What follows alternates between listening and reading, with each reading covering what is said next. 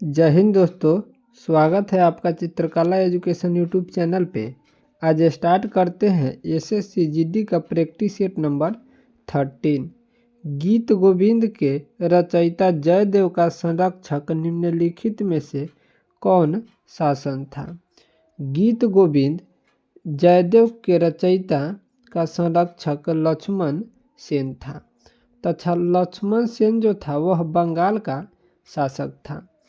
लक्ष्मण सेन की राजभाषा में गीत गोविंद के लेखक जयदेव, पवन दूत के लेखक धोई रहते थे तथा वे बंगाल का अंतिम हिंदू शासक था। खारवेल की बात की जाए तो खारवेल कलिंग नरेश खारवेल जैन धर्म का अनुयायी था।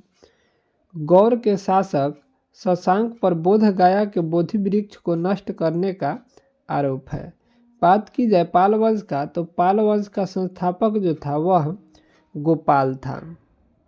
शाहजी ने किससे पूना की राजगीर प्राप्त की थी?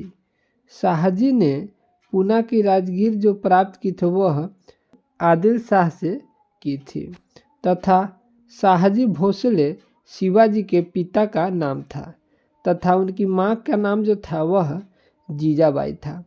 शाहजी ने शिवाजी को पूना की राजगीर प्रदान कर स्वयं बीजापुर रियासत में नौकरी करते थे। मुगल वंश के संस्थापक की बात की जाए तो मुगल वंश के संस्थापक जो थे वह बाबर था तथा मुगल वंश की स्थापना 1526 में हुई थी। भारत आने वाला पहला यूरोपीय कंपनी पुर्तगाली था जो 1502 में भारत आया था।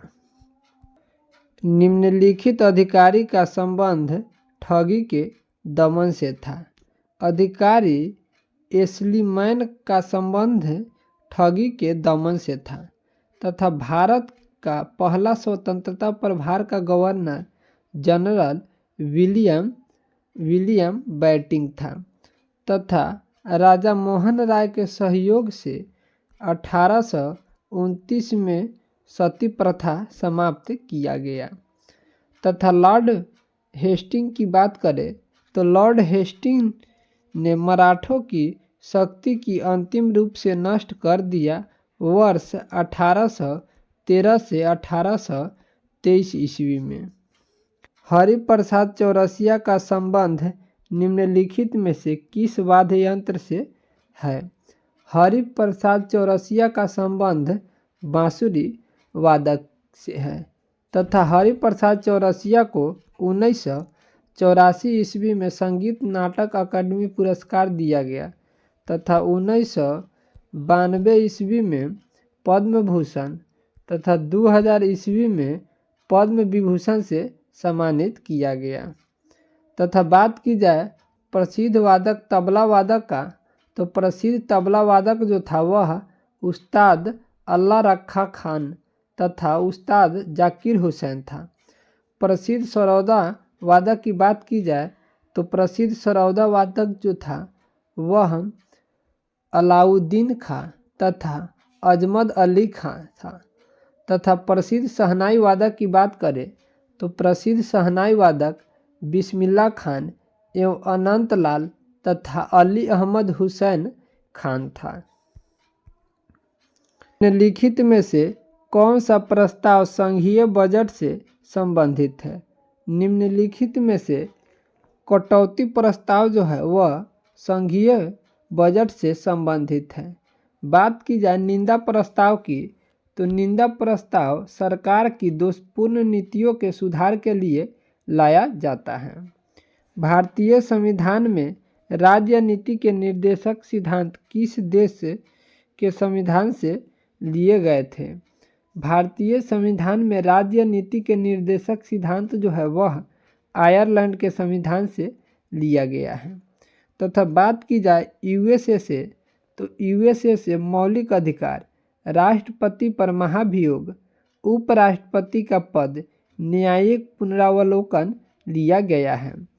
भारतीय संविधान में कनाडा से संघीय व्यवस्था लिया गया है तथा भारतीय संविधान में विधि का शासन जो है वह इंग्लैंड से लिया गया है तथा भारतीय संविधान में समवर्ती सूची जो है वह ऑस्ट्रेलिया से लिया गया है तथा विधि द्वारा स्थापित प्रक्रिया जो है वह जापान के संविधान से लिया गया है। आपात संबंधी उपबंध जो है वह जर्मनी के वाइमर संविधान से लिया गया है। युवा अवस्था में नदी निम्नलिखित में से कौन सी आकृति नहीं बनाती? युवा अवस्था में नदी जो है एस्चुअरी वह नहीं बनाती है। नदियों की 3 अवस्था होती है, युवा अवस्था, प्रौढ़ अवस्था और वृद्ध अवस्था। युवा अवस्था में नदी जो है अपर्दन करती है तथा प्रौढ़ अवस्था में नदी जो है परिवहन करती है तथा वृद्ध अवस्था में नदी जो है निक्षेपण करती है। रुधिर के किस घटक को हमारे शरीर की रक्षक कोशिका कहा जाता है?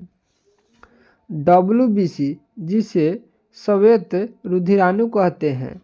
WBC का सबसे अधिक भाग जो है वह 60 से लगभग 70% जो है वह न्यूट्रोफिल्स कणिकाओं का बना होता है तथा न्यूट्रोफिल्स कणिकाएं रोगाणुओं तथा जीवाणुओं का भक्षण करती है। इसे शरीर का आर्मी भी कहा जाता है। अगर आपसे पूछा जाए शरीर का आर्मी किसे कहा जाता है तो शरीर का आर्मी जो है वह WBC को कहा जाता है तथा RBC को रुधिर कणिका कहते हैं तथा RBC का निर्माण अस्थिमज्जा में होता है तथा इसकी मृत्यु जो है वह यकृत में होती है। इसलिए यकृत को RBC का कब्र कहा जाता है। WBC को ल्यूकोसाइट कहते हैं तथा प्लेटलेट्स का कार्य रक्त का थक्का बनाना है तथा रक्त पटिकाणु को बिंबाणु या थ्रोम्बोसाइट भी कहते हैं। WBC की संख्या में वृद्धि होने से जो है ल्यूकेमिया रोग होता है तथा RBC की संख्या में वृद्धि होने से पॉलीसीथेमिया रोग होता है। हमारे शरीर में धमनियों का काम है। हमारे शरीर में धमनियों का काम जो है वह हृदय से रुधिर का वहन करना है तथा धमनी में शुद्ध रक्त अर्थात ऑक्सीजन युक्त रक्त होता है। ये रुधिर को हृदय से अंगों की ओर ले जाती है। भारत छोड़ो प्रस्ताव कब पारित हुआ था? भारत छोड़ो प्रस्ताव जो है 1942 में पारित हुआ था तथा भारत छोड़ो आंदोलन 8 अगस्त 1942 को प्रारंभ हुआ था।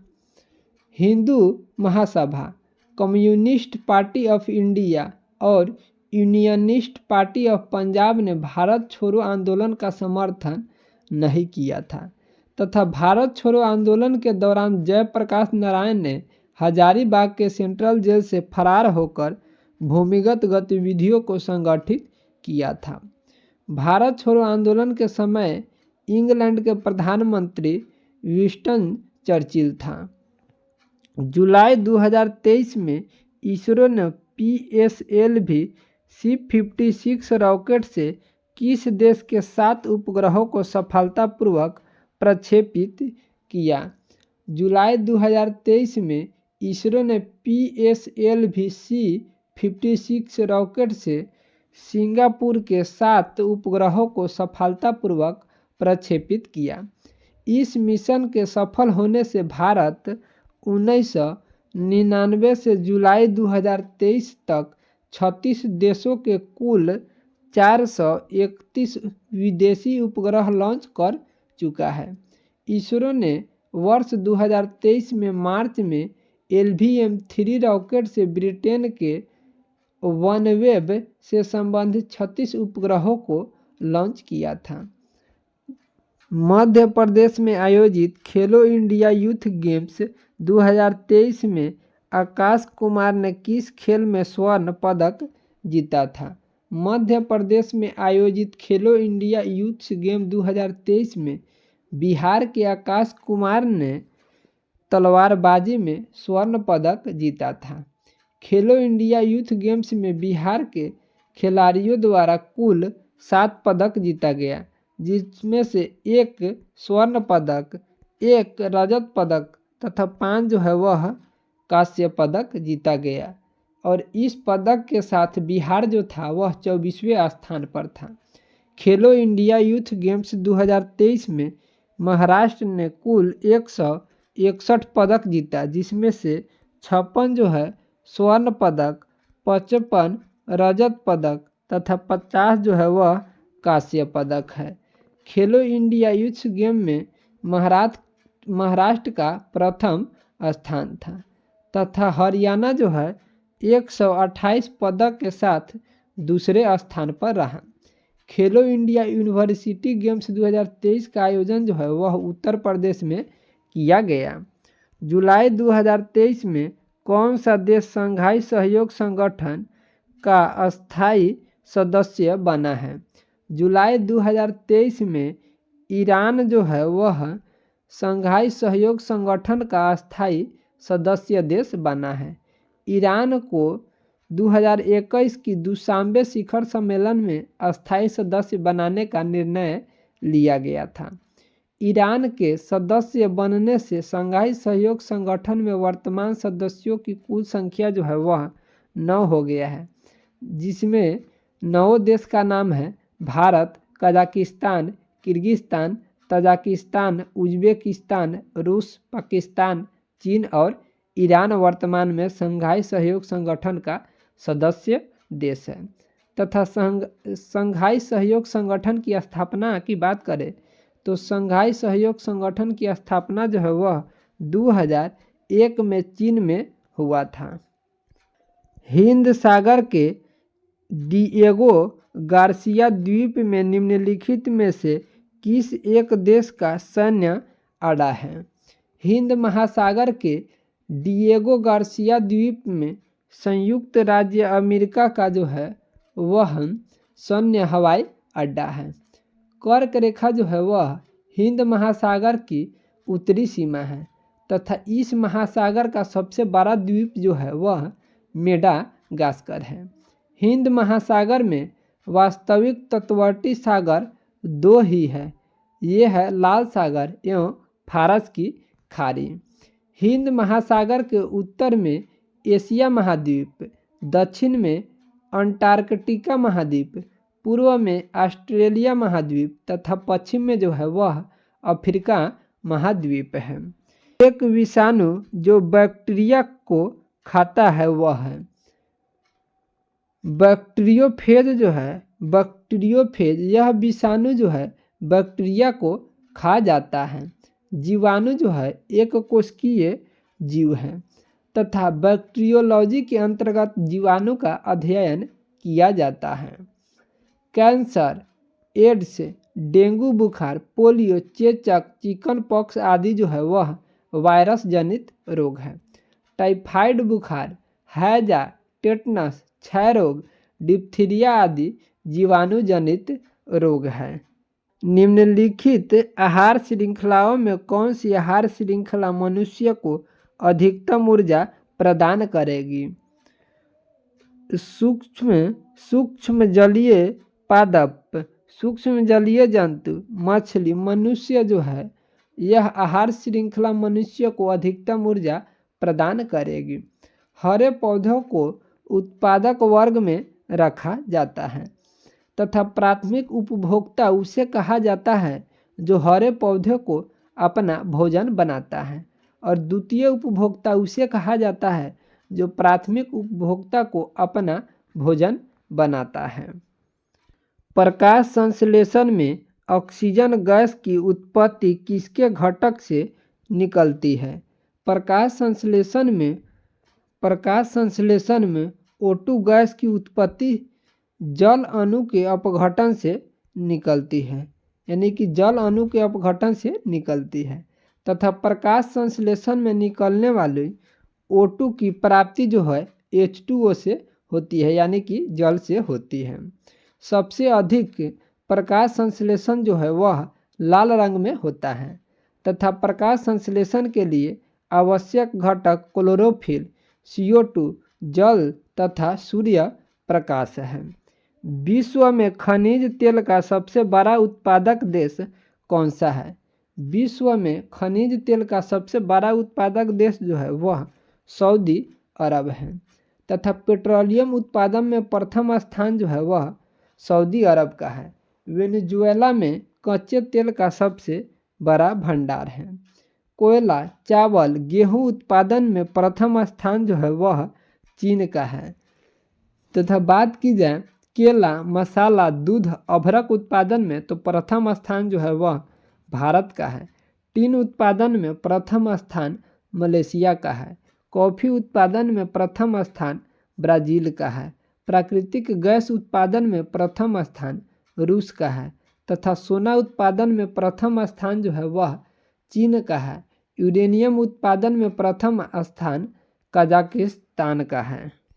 निम्नलिखित में से वह अधिकार कौन सा है जिसकी गणना भारत के संविधान में नहीं की गई है लेकिन उच्चतम न्यायालय ने उसे मौलिक अधिकार बताया है? अस्थायी आवास जो है, अस्थायी आवास का अधिकार, इसकी व्याख्या जो है भारतीय संविधान में नहीं है लेकिन उच्चतम न्यायालय ने इसे मौलिक अधिकार बताया है। भारतीय संविधान के भाग 3 के अनुच्छेद 12 से 35 तक मौलिक अधिकार का उल्लेख है। बात की जाए 19A का तो 19A में प्रेस की स्वतंत्रता का अधिकार है। 19B में बिना हथियार के शांतिपूर्ण सभा करने का स्वतंत्रता है तथा 19C में संघ बनाने का स्वतंत्रता है। 19D में किसी भी क्षेत्र में घूमने की स्वतंत्रता है तथा 19E में किसी भी क्षेत्र में घर बना के बसने की स्वतंत्रता है।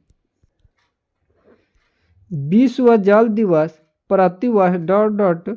को मनाया जाता है। विश्व जल दिवस जो है प्रतिवर्ष 22 मार्च को मनाया जाता है। 1993 में पहली बार विश्व जल दिवस मनाया गया था तथा इसका उद्देश्य विश्व के सभी देशों में स्वच्छ एवं सुरक्षित जल का उपलब्धता सुनिश्चित कराना है। बात की जाए राष्ट्रीय बालिका दिवस का तो राष्ट्रीय बालिका दिवस जो है वह 24 जनवरी को मनाया जाता है तथा सद्भावना दिवस 20 अगस्त को मनाया जाता है। इसे राजीव गांधी दिवस भी कहा जाता है।